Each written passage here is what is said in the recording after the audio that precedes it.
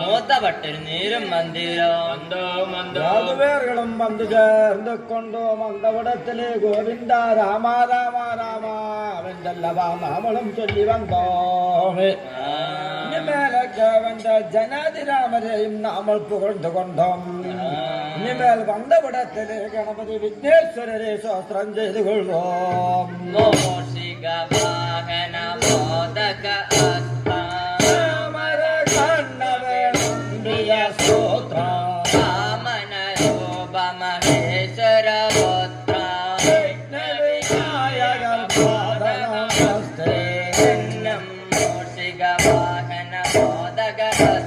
Rama